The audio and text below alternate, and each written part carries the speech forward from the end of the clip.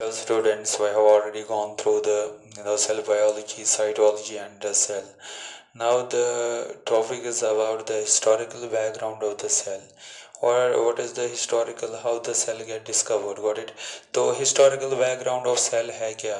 तो first of all the historical background में अगर हम cell की बात करेंगे, first of all जो scientist का नाम आता है that is the Jan Swaminram.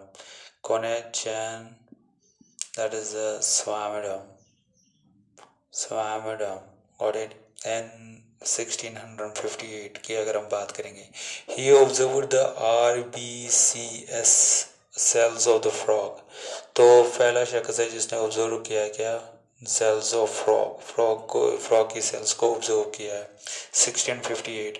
अगर हम दूसरी बात करेंगे तो first the second scientist is that is the Marcello Malpighi. Malpighi. इसकी अगर हम बात करेंगे that is in 1661 that he cut the slices of plants and animal tissue. slices of plant and animal tissue, plants and animal tissues. Got it? So animal tissues which contained the small structures called utricles.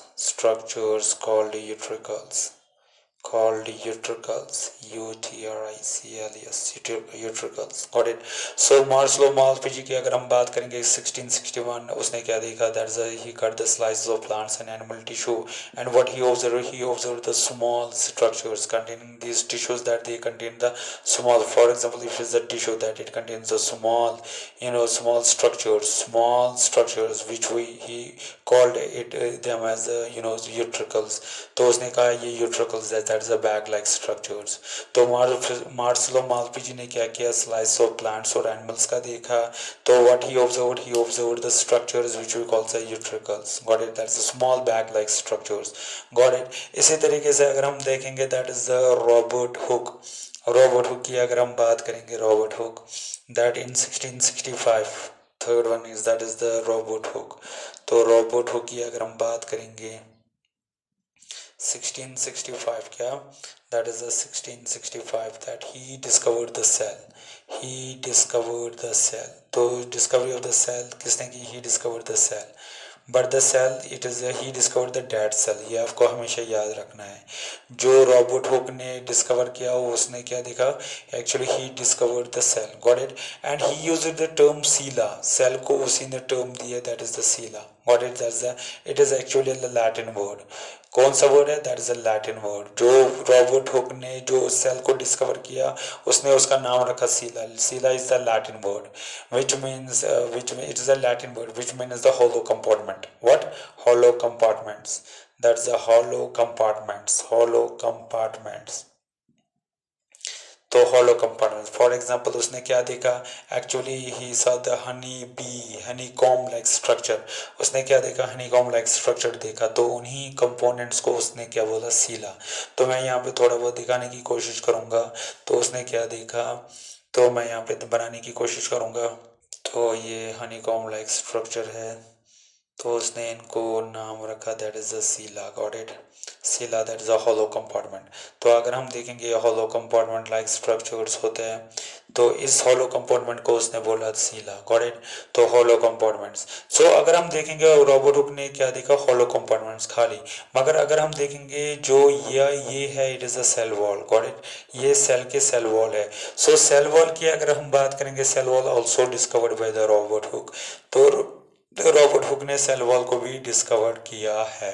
Got it? तो अगर हम देखेंगे उसने ये जो इसका work था तो कौन सी किस पब्लिकेशन में दिया है? That is a Micrographia. Students से आपको याद रखना है इस, क्योंकि ये ऑफनली एंट्रेंस में यह आया. माइक्रोग्राफिया जो पब्लिकेशन है ये रॉबर्ट हुक की है. Got it? तो ये उसने दिया है, तो ये आपको याद रखना. बाय प्रोफेशन की अगर बात करेंगे, प्रोफेशन जो रॉबर्ट हुक का प्रोफेशन था, actually he was a curator. क्या था वो? क्यूरेटर था. कहाँ पे क्यूरेटर था? That is the royal society of London. Actually, the Robert Hooke, he was a mathematician and physicist. Got it? तो उसने अपने ही प्रिमिटिव माइक्रोस्कोप से क्या देखा था, दैट उसने ये स्लाइस ऑफ कॉक देखा था, got it, and he get this slice of कॉक from the Quercus, Quercus, got it, या स्पेनिश ओक, स्पेनिश ओक की अगर हम बात करेंगे, स्पेनिश ओक, ये स्पेनिश ओक से ही उसने ये देखा था, ये honey complex, honey complex structure उसने स्पेनिश ओक से ही देखा था, ये जिसको हम क्यूरिकस बोलते हैं। इसके पब्लिकेशन को हम बोलते हैं दैट्स अ माइक्रोग्राफी, ये आपको याद रखना है। So the first cell was discovered by the Robert Hooke in 1665, but the Robert Hooke that he discovered the dead cell, तो ये आपको याद रखना है, तो उसने डेड सेल ही दिया। तो उसी ने द टर्म एक्चुअली सेल कहाँ से आ गई, सीला से, सीला is the Latin word which means the hollow compartments, got it, तो इसका मतलब होता है हॉलो कंपार्टमेंट्स। तो actually he was a curator of the royal society of London में वो क्यूरेटर था, जो उसने ये देखा, ये स्ट्रक्चर जो देखा तो स्पेनिश ओक के कॉक से देखा, गॉट इट, तो he utilise it, he make the slices of the Spanish oak, got it, कॉक ऑफ द स्पेनिश ओक को उसने स्लाइसेस किए, तो उससे फिर इसने उस ये स्ट्रक्चर देखा था। Actually it was a dead, ये डेड सेल्स थे, आया समझ में। और apart from it that you have to just remember that actually जो रॉबर्ट हुक है that he discovered the cell wall also, क्योंकि एक्चुअली ये तो हॉलो कंपार्टमेंट्स थे, तो यहाँ से मगर ये दिखाई देता था, ये तो सेल वॉल ही था, गॉट इट। इसी तरीके से अगर हम देखेंगे the fourth scientist Anton van Leeuwenhoek, Anton van Leeuwenhoek की अगर हम बात करेंगे तो the fourth one Anton von Leeuwenhoek.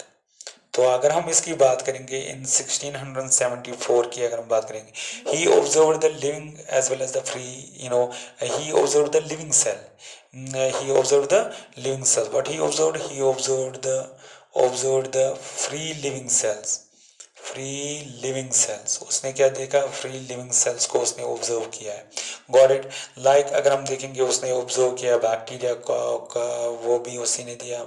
अगर हम देखेंगे तो प्रोटोजा उसी ने डिस्कवर किया, प्रोटोजोन्स। अगर हम देखेंगे इरिथ्रोसाइट्स की अगर हम बात करेंगे, erythrocytes and sperms, got it, तो अगर हम देखेंगे उसने ये डिस्कवर किया। तो ये the first scientist in the historical background of the cell who had discovered the living cells is the Anton von Leeuwenhoek, that is 1674. He observed the free living cells like bacteria, like protozoans, like erythrocytes and the sperms, got it। तो वो पहला scientist था जिसने ये देखा है living cells. वो ये आपको याद रखना है, पहली डेड सेल किसने देखी है, first dead cell was discovered by the Robert Hooke, first living cell was discovered by the Anton von Leeuwenhoek. तो इसी तरीके से अगर हम देखेंगे students, the fifth one that is the Grove and Malpighi, Grove and Malpighi, Grove and Malpighi। अगर हम इनकी बात करेंगे, ग्रू एंड मालपिगी की बात करेंगे, तो in 1682 got it that they give an account of the internal structure of cell. What they give an internal account of the cell, they give an internal account of the account of they give an internal account of cell. तो उन्होंने क्या दिया, उन्होंने internal shell के बारे में बोला, that actually they imported the internal structures of the cell of the plants, और ये समझ में। तो प्लांट के सेल्स को उन्होंने अच्छे तरीके से उसके बारे में कुछ बोला, गॉट इट। तो एक्चुअली जो ग्रीव और मालपिगी था इन 1682 that what they had given the account of the internal structure of the plant, that something is inside the cell, got it। So sixth one is that is the Naaman Grew, that is in 1688, got it, that they laid down the cell concept। तो ये आपको याद रखना है, cell concept was given by the Nehemiah Grew, ये entrance में आया समझ में। तो उन्होंने बोला जो सेल है, cell is the unit of the structure, cell ही वो है जो हर एक का स्ट्रक्चर बनाती है, cell is the unit of the structure, unit of the structure. तो अगर हम देखेंगे तो उसने अपनी बुक भी है, that is the anatomy of the plant, anatomy of the plant, got it. So याद रखना है Grew and Malpighi that they give an account what they gave an account of the internal structure of the cell. Gordon Nehman Grove laid down the cell concept and said that the cell is the unit of the structure. जो कोई भी structure है plants का अगर हम देखेंगे that it is made up of the cell. Got it? इसी तरीके से फिर यहाँ से 6 से onward 1688 के onwards would be considered as a dark period of the cell. क्यों? क्योंकि इसके दौरान अगर हम देखेंगे 1688 के बाद कोई डिस्कवरी नहीं हुई. कब तक? That is up to the 772 तक कोई 1682 के बाद अगर हम देखेंगे 1772 तक कोई discovery and we call it dark period of cell. आया समझ में? That's the dark period of cell biology. तो अगर हम देखेंगे सेल बायोलॉजी तो अगर हम देखेंगे 1672 की बात करेंगे Alfonso Cotai. Got it? It is the 7th one. Alfonso Cotai.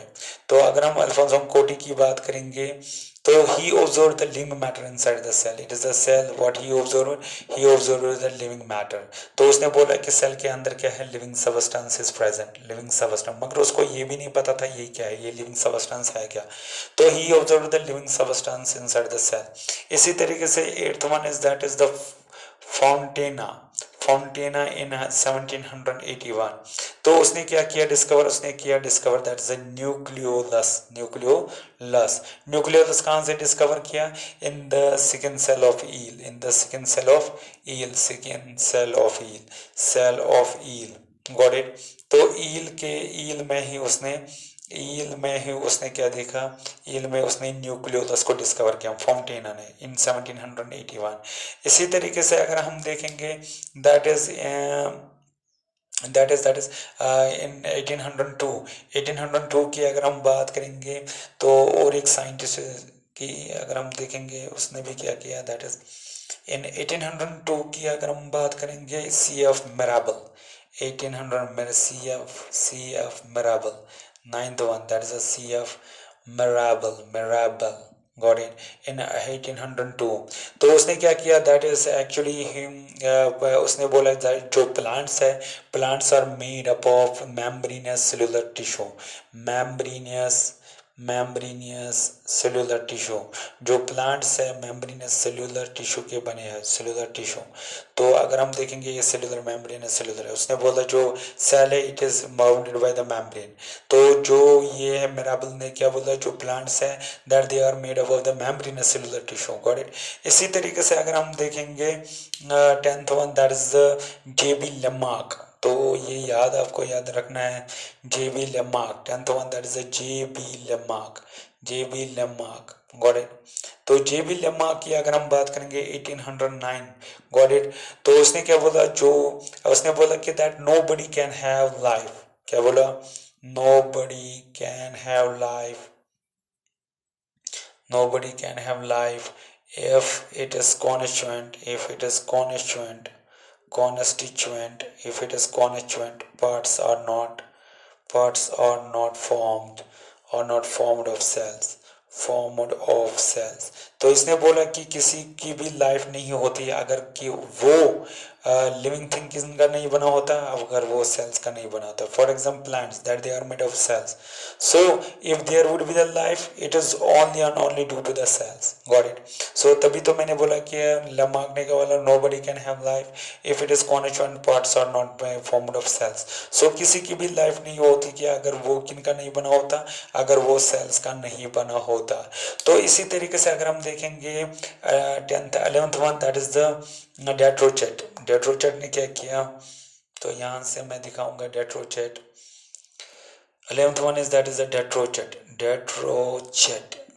आया समझ में? In 1824 he gave the idea of the cell. उसने सेल के बारे में दिया. क्या उसने कैसे सेल के बारे में आइडिया दिया? एक्चुअली ही बॉइल्ड. क्या उसने किया? उसने बॉयल किया. क्या किया उसने? बॉयल. अगर हम देखेंगे उसने बॉयल किया मिमोसा लीव्स. उसने उसमें बॉयल किया.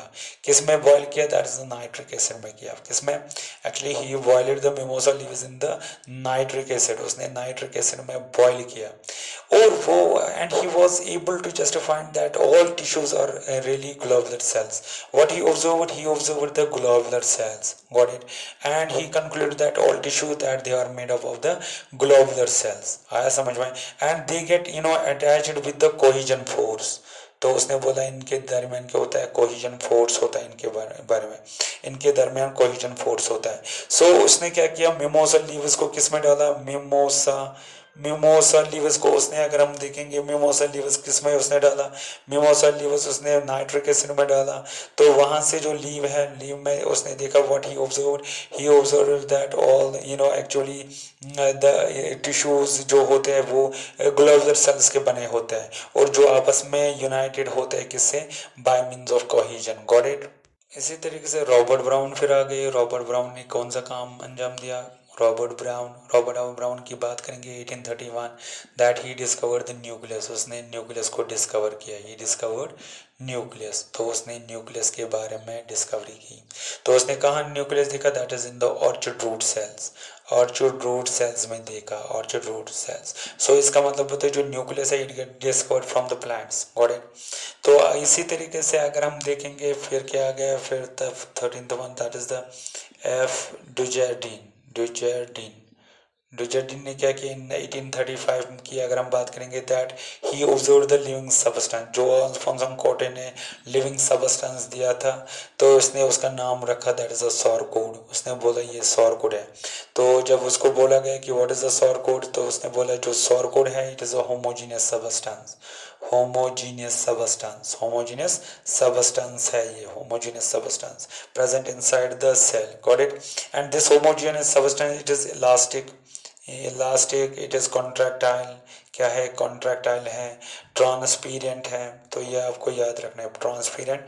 और जेलिटिनियस है. क्या है? जेलिटिनियस. तो जब उसको बोला गया कि what is the sarcode, उसने बोला जो सौर कोड है it is a homogeneous substance present inside the cell and it has certain properties, that it is elastic, it is contractile, it is transparent and it is gelatinous. That is a jelly like substance. So living substance को जो living substance already Alfonso कोटे ने दिया, it get changed into the sour code by the Dujardin in 1835. इसी तरीके से अगर हम देखेंगे एम जे शेल्डन की बात करेंगे, तो 14th one, that is M J Sheldon in 1838. Got it? So he was the first scientist. Got it? Actually he was the German scientist. था ये. जर्मन साइंटिस्ट था ये. कौन सा German scientist? That is a botany. जो botanist था ये, मतलब बॉटनिस्ट. Got it? बॉटनिस्ट. तो he was the first scientist who announced that all plants are made up of the cells. तो इसने क्या बोला, जो हर एक प्लांट है, प्लांट्स वो किन का बना होता है, that they are made up of the cells. हर एक प्लांट सेल्स का बना होता है. एंड द सेल जो है, plant cell, that it contains the cell wall. इसको क्या होता है, सेल वॉल होता है. And inside the cell that there would be the jelly substances. Got it? And what, that is the nucleus is present. So Schwann जो Sheldon जो था, he was the German scientist मगर था botanist, that he announced that all plants are made up of the cells and they contain the cell and in to the cell wall that there would be the jelly substance and the nucleus. Got it? इसी तरीके से अगर हम देखेंगे 15th की बात करेंगे, that is शिवॉन की बात करेंगे. शिवॉन he was also the German scientist, German zoologist था वो. आया समझ में? तो he also announced that all, अगर इसने बोला that all plants are made up of the cells, उसने भी बोला कि that all animals are made up of the cells. उसने बोला जितने भी एनिमल्स है ये किनके बने होते हैं, सेल्स के बने होते हैं. Got it? And cells are similar to that of the plants. इसने बोला कि जो सेल्स है, एनिमल सेल्स है, it is similar to that of the plant cell, except that animal cell possess what, except that the animal cell possess what we call as a cell membrane. इनमें cell membrane होता है और उनमें cell wall होता है. Got it? सो यहाँ पे आपको याद रखना है, who discovered the cell membrane. Cell membrane जो है, cell membrane discovered by means of the Schwann. Who discovered the cell wall. Cell wall किसने डिस्कवर किया, वो मैंने पहले ही आपको बोला, cell wall was discovered by the Robert Hooke. आया समझ में? तो इसकी अपनी पब्लिकेशन भी थी. तो उस पब्लिकेशन का नाम क्या था, दैट इज द, अगर हम देखेंगे इसकी पब्लिकेशन का नाम, दैट इज शिवॉन की पब्लिकेशन. इसकी पब्लिकेशन जो है उसका नाम है microscopic research research on the similarities in structure and growth of animals and plants. अगर हम देखेंगे microscopic research on the similarities in structure and growth, तो ये इसकी पब्लिकेशन शिवान की, गॉट इट। इसी तरीके से अगर हम देखेंगे इन 1840 की अगर हम बात करेंगे, 1840 की अगर हम बात करेंगे तो कौन था, जे पुरकिंजी, दैट इज 61। जे पुरकिंजी ने क्या बोला, पुरकिंजी ने बोला इन 1840 उसने क्या बोला, actually he use the term, उसने टर्म यूज की कौन सी, दैट इज अ प्रोटोप्लाज्म। उसने टर्म प्रोटोप्लाज्म यूज की किसके लिए, दैट इज इसने बोला जो प्रोटोप्लाज्म है it is अनक्लोज्ड in the semi permeable membrane, semi permeable membrane, got it. तो उसने बोला इसको प्रोटोप्लाज्म। सो अगर हम देखेंगे अल्फोंसो कोटे ने पहले ग्राउंड सबस्टेंस बोला, उसने लिविंग सबस्टेंस बोला। डुजर्डेन की अगर हम बात करेंगे उसने सॉरकोड बोला। फिर पुरकिंजी ने बोला कि that is a protoplasm, got it. So protoplasm is the first substance, got it. इसी तरीके से बहुत सारे साइंटिस्ट, फिर अगर हम देखेंगे इसी तरीके से रुडोल्फ को, मगर बिफोर के that we deal with others other scientists. First we should be know, now here we start the another topic, that is the cell theory. Cell theory के बारे में हम पहले बोलेंगे, it would be the next topic of the cell and its organelles.